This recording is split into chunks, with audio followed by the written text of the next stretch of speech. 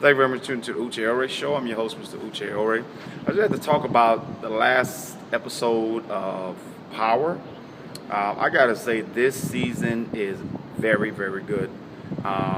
Every episode has had my attention from beginning to end, and I think it's on episode 9. And just going back a little bit, a lot of people try to compare Power to Empire, and Empire was a good show as well. But I think the two shows are very, very different. I think what Power tried to do in this particular season was to really, really highlight those differences. I mean, in my opinion, Power is like is a modern day, black gangster movie. All right, back in the day, you used to see your drug pushers and your thugs as kids wearing hoodies, walking down the street saying, "Hey, yo, you wanna buy some," that kind of stuff. Now, this Power is showing.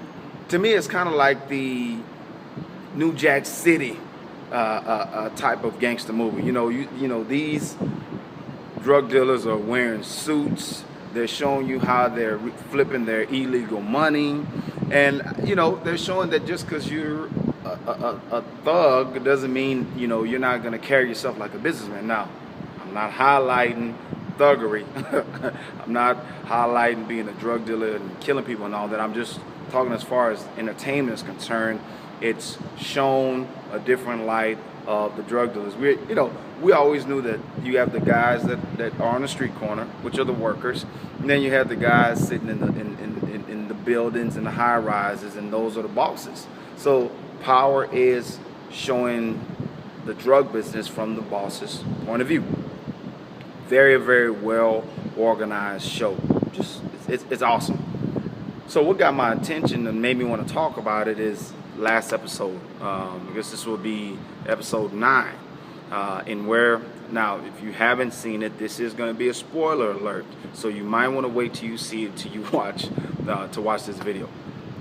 So in this particular episode, we have Tommy getting arrested by Angela when he goes for the location of the meeting with Lobos. We also have the situation with Tasha and Ghost really, really coming to a big, really coming together in a big way. In that, she was preparing to leave with Sean.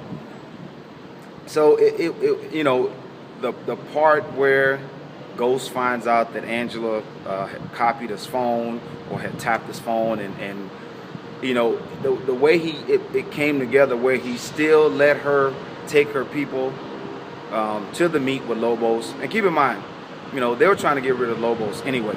So Angela following him, providing him an opportunity to do that, although unfortunately it led to Tommy getting arrested. Now, it was awesome the way he played it, okay? He was not able to utilize the fact that she composed a sketch from a 14-year-old who she didn't even have consent from the dad anyway, which would have been hard to enter that into court.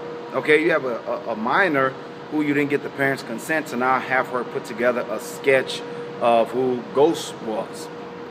And, in as much as Ghost has shown that you always have to be 2 steps, 3 steps ahead of whoever it is that you're going into battle against.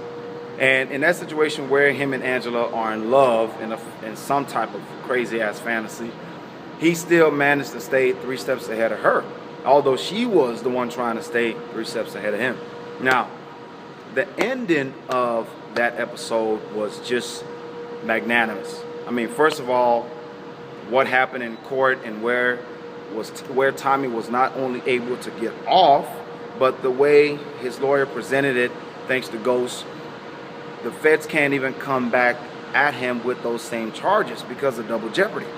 Okay, so, I mean, Tommy's good now. Even though all that means, unfortunately, is that the attention is now going to turn to, all that means now is that the attention is now going to turn to James and St. Patrick. Jamie, his character, Ghost.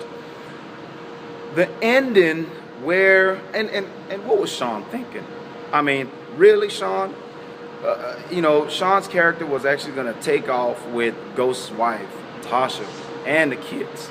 That was a plan that was just, it was going to fail from the beginning. And Tasha should have known better. All right, but the end where Sean tried to kill Ghost, failed in that. Ghost sent him away with the gun, handed it right back to him, and Sean took the gun back to his dad. And pretty much now seeing the light, seeing that he was being manipulated by his dad the whole time, gave the gun back to his dad, started to talk noise, which resulted in Kanan, 50 Cent's character, Kanan, now shooting his own son. When I saw that, I was like, I knew what was going to happen when Sean started talking noise. I was like, Sean, you just gave him the gun. Now you're going to start running your mouth? And then 50 Cent, Kanan, got up, shot his own son, not once but twice, the second shot being in the head.